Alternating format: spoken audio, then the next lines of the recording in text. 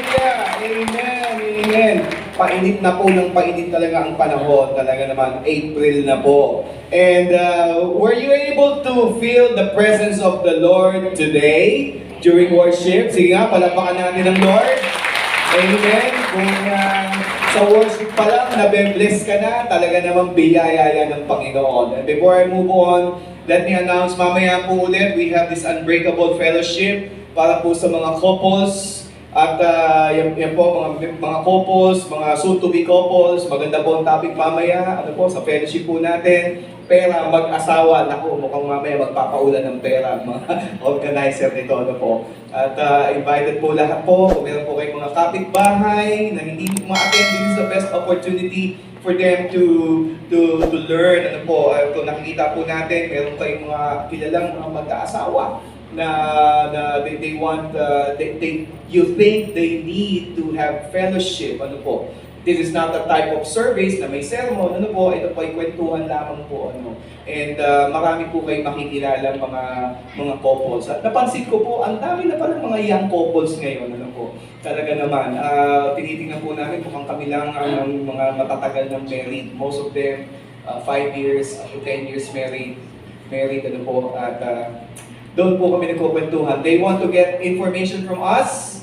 And ganoon din, natututo rin po kami sa kanila. Paano ba ang mga married couples na millennials? Ayoko na pong tumagal. Sino po excited na sa salita ng Diyos? Pakitaas po ang kamay. Palakpakan natin ng Lord. Amen. And bumubukas na po ang ating economy. In fact, marami na po talaga ang face-to-face po ngayon. Marami na rin pong nag-abroad. Then most of them are now going abroad. Pero ito po ang aking pong naalala, may mga napansin din po ako, if you can notice this, marami pong mga nagtatrabaho sa abroad, hindi naman yun ang kanilang mga dapat na ginagawa. Graduate po sila ng college course, pero pagdating po sa ibang lugar, sila po ay domestic helper. May ganon. Nag-graduate po sila ng pagiging nurse, pagdating po sa abroad, they become caregivers. Engineer, pero dahil gusto magbangko, pwede naman siyang welder. Ayan po. So, ibig sabihin, they are not doing what they are supposed to do. And for some, may mga reasons po sila kung ba't po nila ito ginagawa. Yung iba naman talagang reklamo. Hindi po ba? Reklamo, ba't ko ba ginagawa ito? Tanong, gusto mo ba yung ginagawa mo hindi mo gusto? Pero napipilitan ka lang gawin dahil kailangan? Okay ka ba doon? Sold ka ba doon, kapatid? Ang hirap sagutin, ano po? Baka ikaw yan, you are in a place where you are not supposed to be. You are in a relationship that you're not supposed to be. You are in a situation na dapat pala may mas maganda pa para sa iyo. Magandang pag-usapan natin po ito. Alam niyo po, sa Bible, may ganito rin po, ano po. A person who experienced a miracle. In fact, that's a great miracle that the man was demon-possessed when Jesus came. And after Jesus performed a miracle, yung mga demonyo ay umalis na. Di po ba? In fact, ilan yung demonyo yun? Legion, 2,000. Di po, Silayas. At ayaw ko, sa punintahan, mamaya discuss po natin. Ngayon, gusto po niyang sumama sa Panginoon Diyos to ride the boat. However, the Lord did not allow. Here is the verse in Mark chapter 5, verse 18 to 20. Dito po tayo mag-uusap-usap after the miracle. As Jesus was getting into the boat, and there's a boat, the man who had been demon-possessed begged to go with him.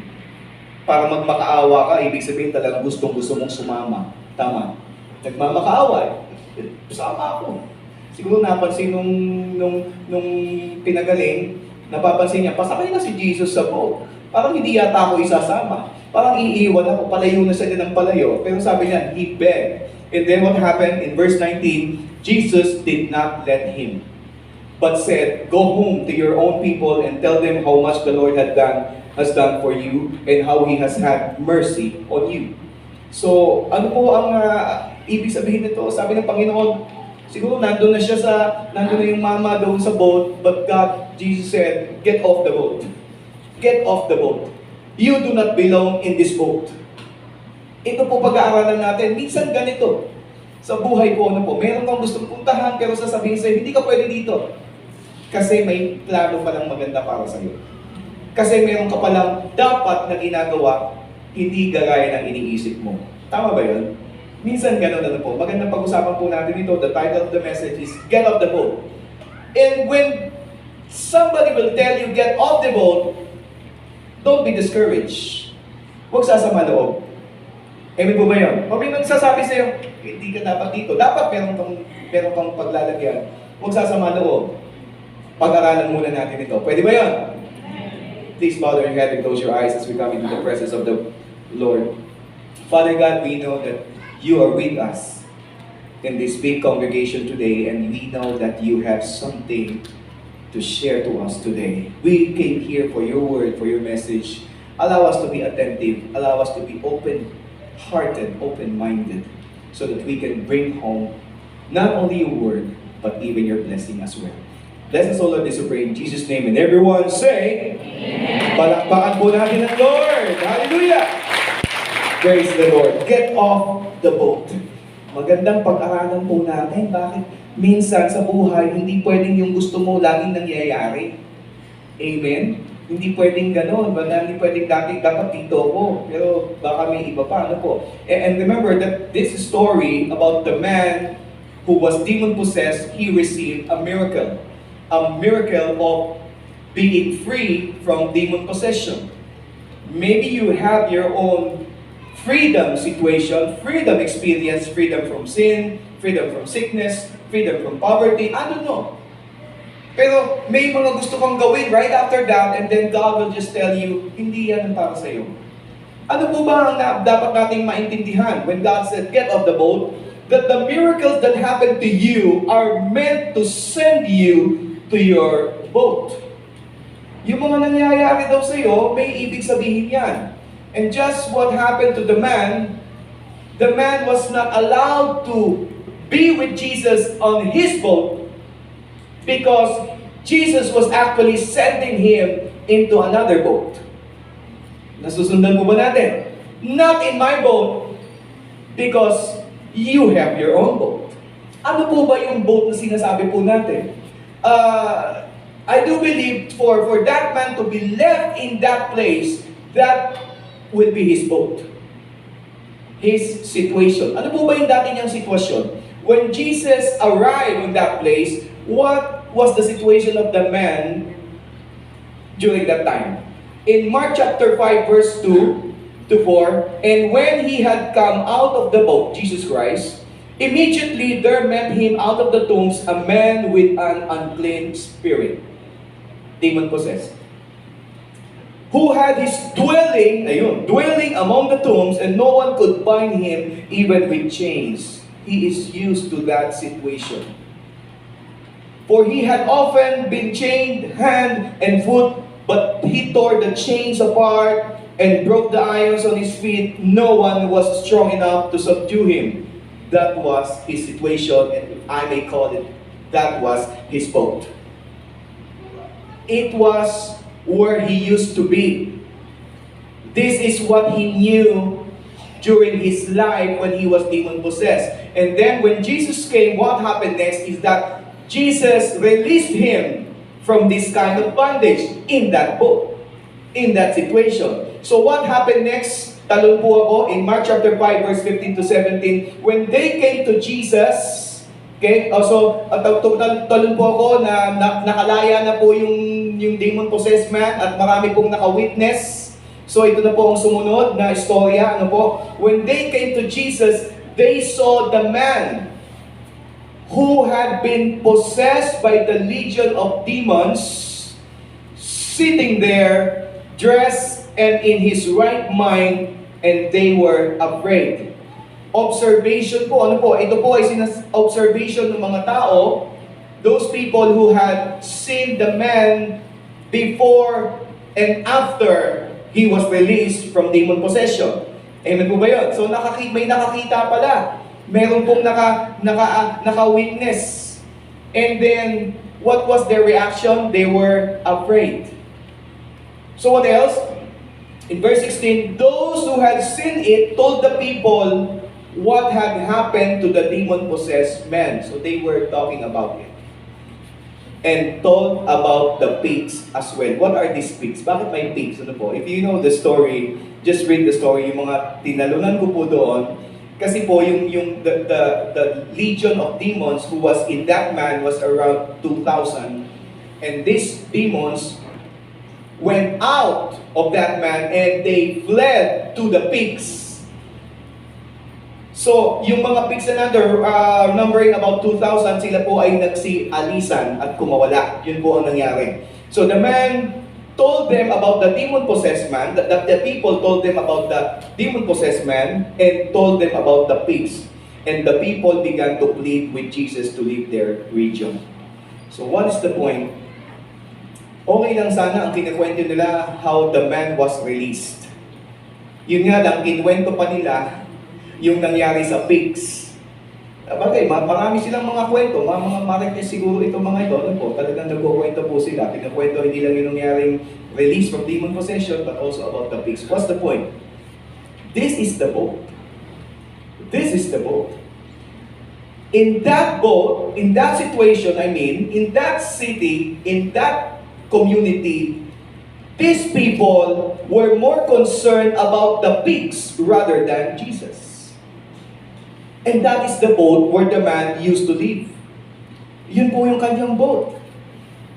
And maybe that is the reason why Jesus told him to stay on that boat, stay on that place, because there are still pigs in that place where you have to be ministering.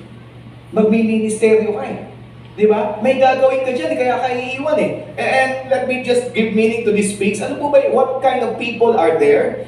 These pigs were concerned about their possessions. They are more concerned about their intellect. Minsan gano'n, ano po ba itong mga pigs na ito? Minsan, kasi para isipin mo, ito milagro na, pero nangyari ng milagro nito, pero iniisip mo pa rin yung pigs. Hindi po ba? And then you want Jesus to get out of that place. For some people, they are more concerned about gold. And for some, they are more concerned about self-worth. Sabi niya, umalis ka na dito, Jesus. Kasi baka hindi na kami umasenso. Parang gano'n, ano po. And you know what? Maybe that's the reason why Jesus wanted the man to be left there. Why? Because he will be doing something great on that place.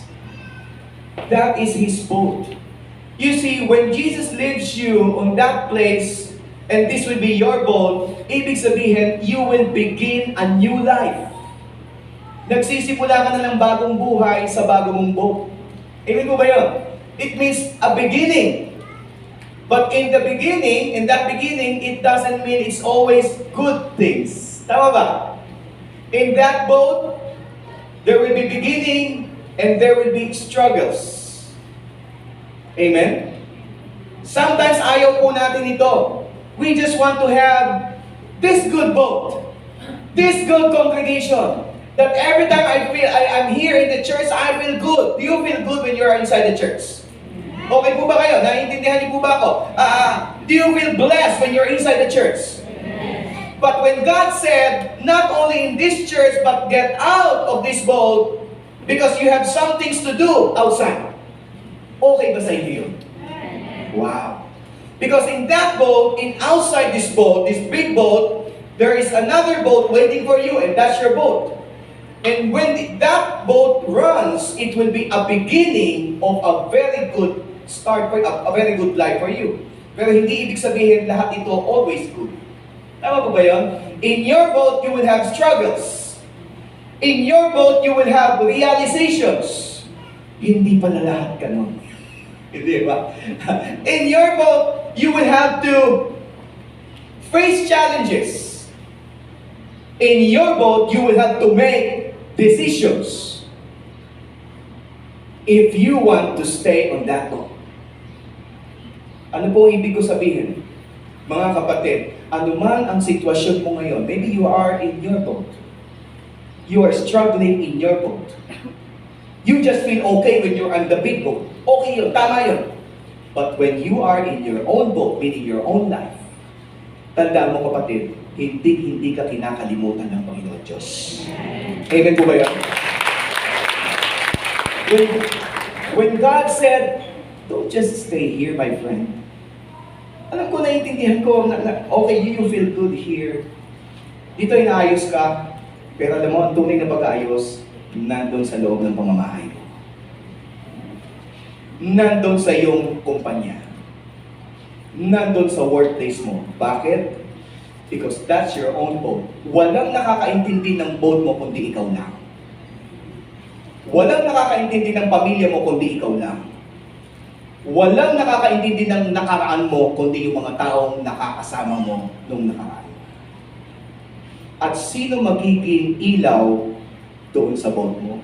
Ikaw rin. Did you get my point? At minsan, hindi papalya ang Panginoon Diyos na pagpalain ka when you are going to face your own boat. Sabi nga po dito sa church, sige, palakpakan po natin ang Panginoon. Jeremiah chapter 29, verse 11, For I know the plans I have for you, declares the Lord. If you have been born again, if you receive Jesus as your personal Lord and Savior, ito gusto sabihin sa iyo ng Panginoon, I know the plans I have for you, declares the Lord. Plans to prosper you and not to harm you. Plans to give you hope and a future. How's your boat, kapatid? If I ask you how's your boat, I'm asking you how's your family, kapatid? How's your life outside this church? Are you making sure that your boat is alright? That nobody is rocking your boat? Maybe your boat is sinking. Tutuloy po ako na po. So ano ba? When God said get off the boat, He means the boat you are in is supposed to bring glory to God. Kaya tinatanong ko, how's your boat? Because the boat you are in is supposed to bring glory to God, not to bring disgrace to God, not to dishonor God. Your boat you are in, your life, your situation, your relationship, your identity, it's supposed to bring glory to God. How's your boat? Sabi po kasi dito, when Jesus said, when Jesus did not let him, sabi niya, go home, uwi, balik.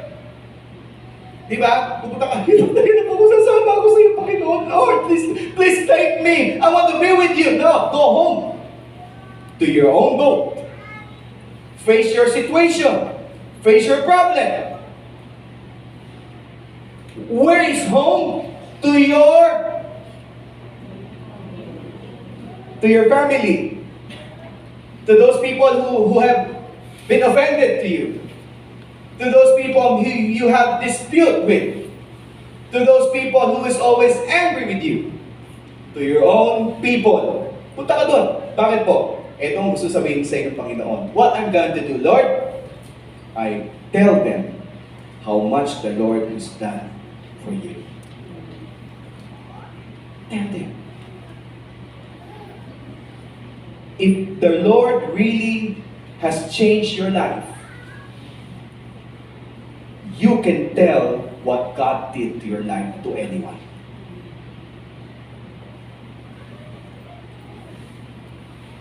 Naintindihan po ba natin yun? If the Lord really changed your life, when you go home, you will be able to tell openly what the Lord did to your life.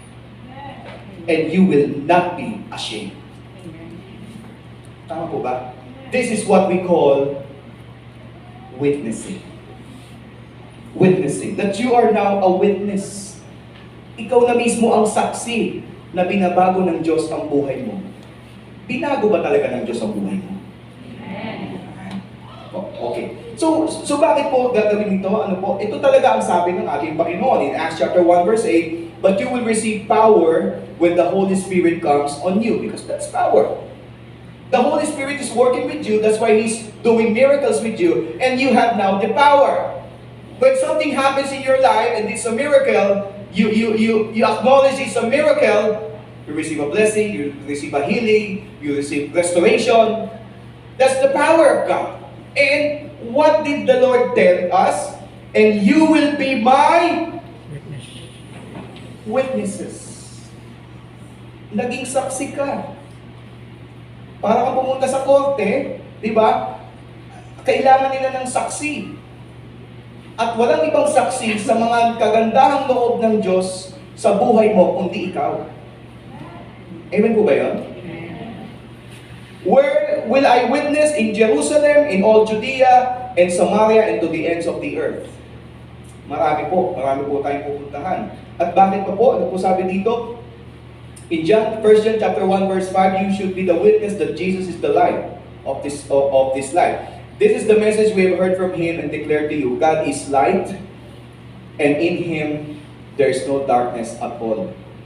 When you are a witness, you will witness to the people that Jesus is the light. Amen? That's why He is sending you to the dark world. That's why He is sending you to your friends. I'm not telling your friends that they are sinners. I'm not telling that they are doing something crazy because we are all crazy. Amen po ba yun? What I'm telling is that you can tell the stories of your transformation to them. Ang sasabihin mo lang yung kwento mo, kapatid. And what else? Ano po sinasabi dito? In 2 Timothy chapter 2 verse 2, if you want these people to be somebody like you have to share your story. And the things you have heard me say in the presence of many witnesses, entrust to reliable people who will also be qualified to teach others. Alam niyo po, ang sikreto para magkaroon tayo ng maraming manggagawa, kung mas maraming nagkukwento ng mga milagrong nangyayari sa buhay nila. Yun lamang po yun. That's how simple it is. If you want your family to be born again, it will always start with you. If you can tell the stories of transformation in your life.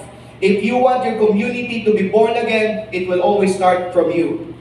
If you want people to be born again, it will always start with your story. And let me make this clear. Ang patunay na ikaw ay totoong born again, kung kaya mong ikwento ang mga pagbagong nangyayari sa buhay mo na gawa ni Kristo Jesus. Amen. Hindi mo ba? Ang patunay na ikaw talaga ay naging born again. You can believe it or not, but this is what I believe. Ang patunay na ikaw ay na-born again, tinanggap mo si Kristo, kaya mong ikwento kahit kanino ang pagbabagong naganap sa buhay mo. Nang hindi natatakot, hindi nahihiya. Bakit? Kwento yan ng Diyos sa buhay mo. Kwento mo yan. Walang makapag-iiba niyan, kahit sino pang kaharap mo. Amen po ba yun?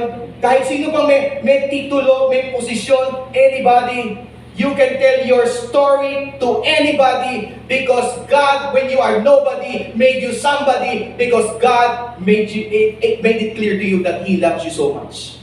Amen po ba yan? Kaya, alam mo kapatid, maganda ngayon, i-practice na po natin, magkukwento po tayo.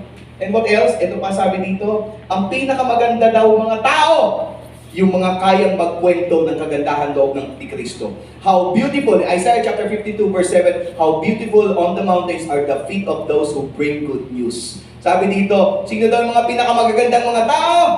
Yung mga kayang magbigay ng magagandang kwento mula sa Panginoon Diyos. The feet of those who bring good news, they are the beautiful feet. If they have the beautiful feet, they have the beautiful faces. Why? Because they reflect the goodness of God in their lives.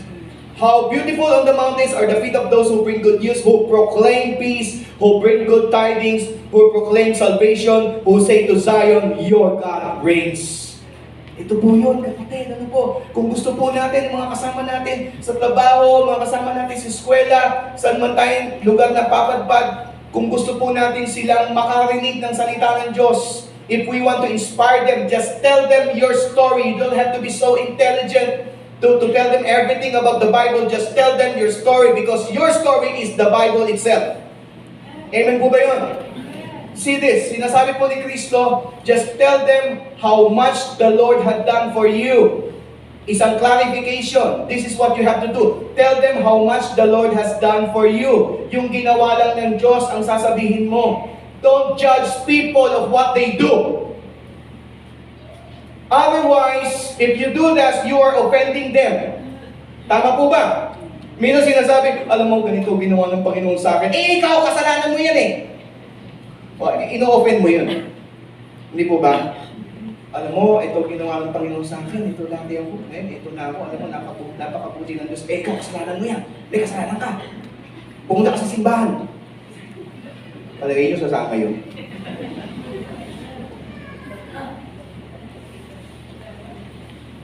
If you want them to come with you, just tell them the life-changing stories that you experience and let the Holy Spirit convict them to come with you. Kasi dyan ino-honor mo ang Panginoon Diyos. You are not honoring God if you will bring your talk into an argument. Amen po ba yan? Because we want to bring them home. We want to bring them home. Gusto mo ba mas dumami pa tayo dito? Yeah. Dumami ang nakaririnig ng kwento mo, kaya nandito sila. That's why ipopromote ko na lamang po ito, mga kabataan, ano po. We have this program, Bring Them Home. Bring them home. Your children, your kids, teenagers, di po ba? Even the young adults, everyone. Meron po tayong programa dito, Bring Them Home, this coming April 24, 6 to 8 p.m. Marami tayong mga kwento. At sa mga kwentong ito, mga kapatid, pwede tayo mag-invite because we want the next generation, the young people, to be right here, the home where they belong. The home wherein they will meet other people in this great boat so that they can also experience the life-changing message of the Lord. Why do we bring them home? Because you know that you have a boat to use. Not in this big boat. You have your own boat. Make use of your boat. Amen? And then when you use your boat, this is my challenge to you. Third point is, your boat must have a rider. Kailangan may sakay. Amen? So make sure your boat is not sinking. If your boat is sinking, the people you will bring with your boat will also sink. Ano po ibig ko sabihin? Kinakailangan, mga kapatid, tingnan mo muna ang buhay mo. Is it sinking or is it rocking?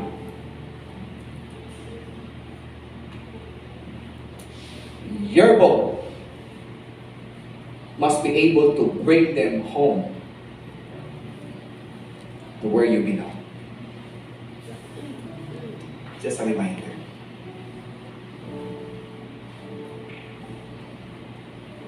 It must have a rider. Ang hirap naman yung nagsasagwan ka, ay sabi ni Lord, meron na akong boat, I am in my boat. Napapansin mo ba, isa lang yata ako dito. Magsakay ka naman, kapatid. Di ba? Magsabay ka naman. Ay pag sinabi isasabay, isasakay mo ha. Hindi yung sasabay mo, nakalumalangoy naman siya. Parang yata masabi ka dito. Di ba? Sakay. Gusto mo ba yung may sakay ka, kapatid? Wow. Jesus said, go home to your own people, tell them how much the Lord has done for you. Tell them. And show them how He had mercy on you. Wow. Malapit na po ako matapos. Mercy. What we have here today is just the mercy of God. It's mercy. It's mercy. Gumigising tayo sa umaga, it's the mercy of God. Nananatili yung sinasabi ng Panginoon Diyos sa buhay natin, and it drives us crazy to come in this place. It's mercy. Hindi naman kalakihan, hindi naman kagandahan. Nag-i-strive pa rin to be excellent. It's mercy. Maraming mga tao hindi naman napiplease rin sa atin, but we can still smile at them. That's mercy. Maraming mga tao nagugutom, but we can still smile whatever we have in the table. It's mercy. Will it bother you a lot if you share that mercy of God to other people? Will it be so big thing with you? Alam niyo po, nung sinabihan ng Panginoon Diyos yung mama, the formerly demon-possessed, how did he respond? Mark chapter 5 verse 20, so the man went away and began to tell in the Decapolis how much Jesus had done for him. And all the people were amazed. How did he respond to the mercy of God? He went to where? Decapolis. And what is a Decapolis? It means 10 cities. 10 cities. The place that he went was composed of 10 cities. Not only in just one barangay, not only in just one town, but 10 cities. What is my point?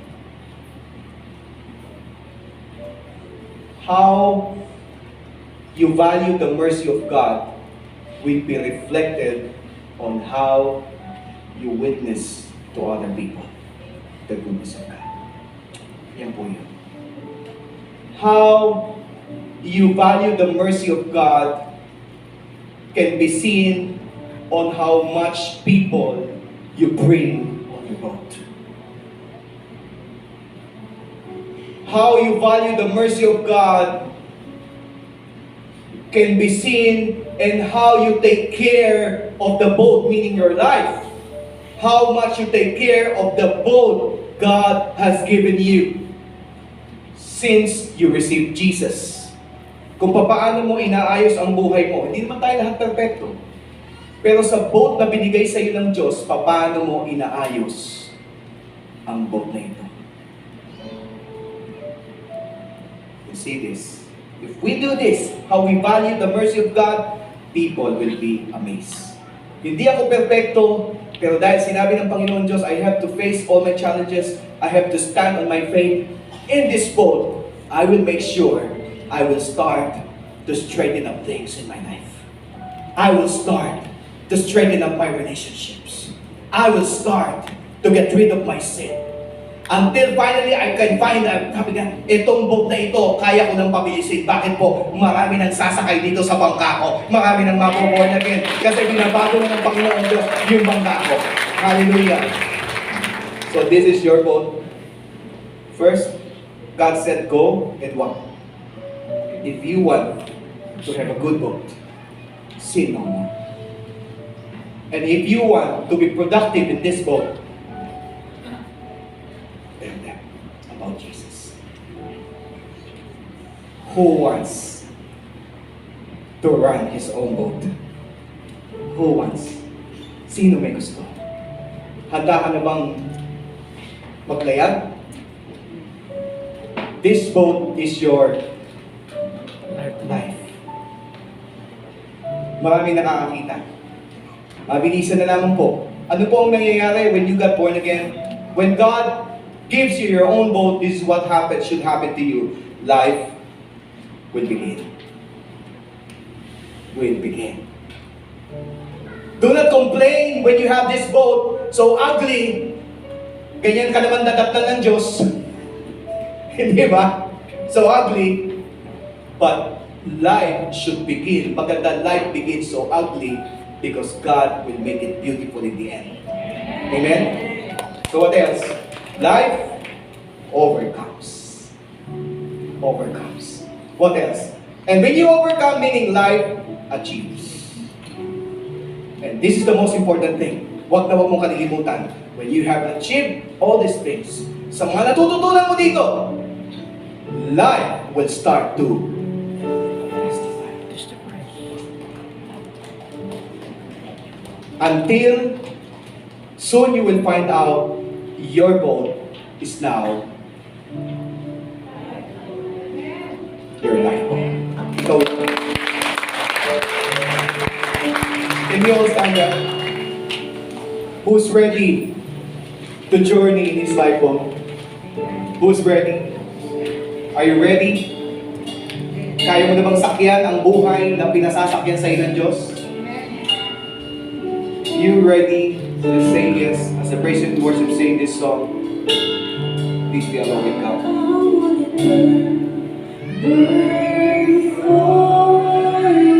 I wanna go further. Seated at your table, it's where I wanna be. To gaze upon the beauty of your majesty. I wanna burn for you. I wanna go further. Sit at your table, it's where I wanna be. To gaze upon the beauty of your majesty. I wanna burn for you. I wanna go further. Seated at your table, it's where I wanna be. To gaze upon the beauty of your majesty. I wanna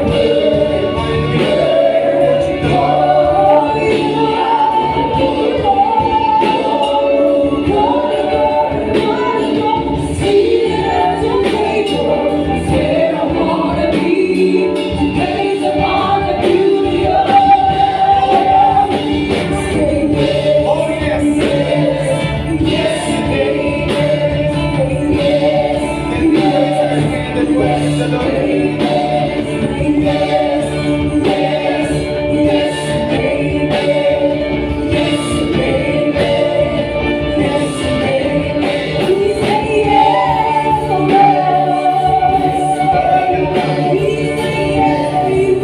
yes, and amen. Yes, say yes, yes, and amen.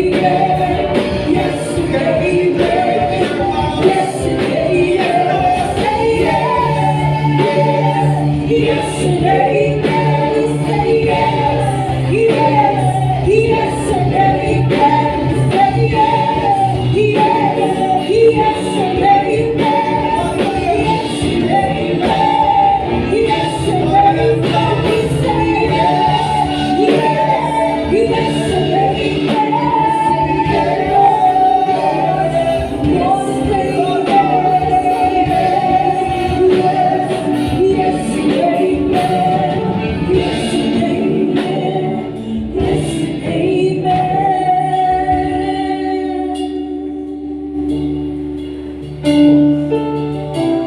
Kapatid, this is your time. This is your time. How will it cost you to bring one soul in your own boat? What will it cost you? Sabi nga ng kabataan, Bekelemen. Bekelemen. Isa lang. Bring them in your own boat and bring them home. Father God, please forgive us. Because of sin, we forgot that we have our own boat and it is a lifeboat. Sometimes we're too busy in our own life, knowing that life belongs to you. Turuan mo kami ngayon, Panginoon Diyos. How can we be a lifeboat? Please forgive us to all our sins. Hindi namin magagawa maging lifeboat if there are sins unrepented. And before we take this communion, please forgive us. We repent. In Jesus' name. Church, can we raise the bread? Please take your time. We will wait for you.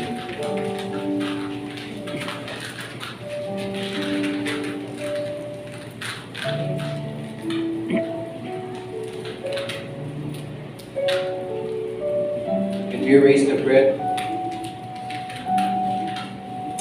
Because we know, church, if we have sins in our lives, alam yan ng Panginoon. So before we take this, ask for forgiveness. Father God, please forgive us to all our sins. We just want to be acceptable in this communion that we take. The night that Jesus was betrayed, He took the bread after giving thanks. He broke it and said, saying, "Take it, this is my body broken for you. Do this in remembrance of me." Let us all partake of the bread.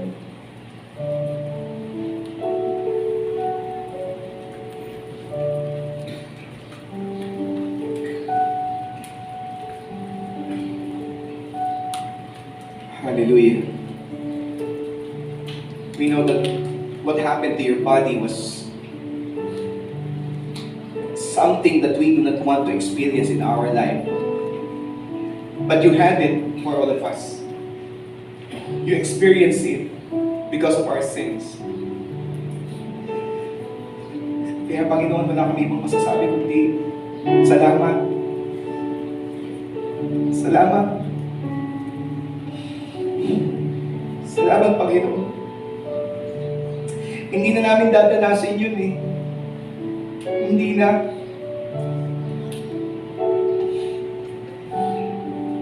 Dahil sa kasalanan namin, ikaw dumanas mo. Tulungan mo kami, Panginoon, paano namin ilalakad yung kaligtasan na binigay mo sa amin ngayon. Church, can we raise the cup? After supper, Jesus took the cup, saying, "This is the cup of the new covenant in my blood. Drink this, and as often as you eat this bread and drink this cup, you proclaim the Lord's death until He comes." Let's all partake of the drink.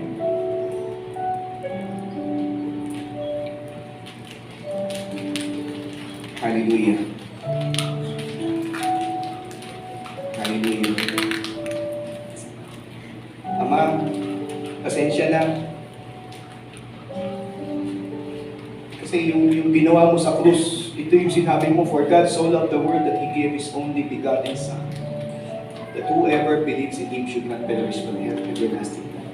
Yun lang naman ang gusto mo, Ama, yung maipamalita sa mga tao kung gaano mo sila kamahal.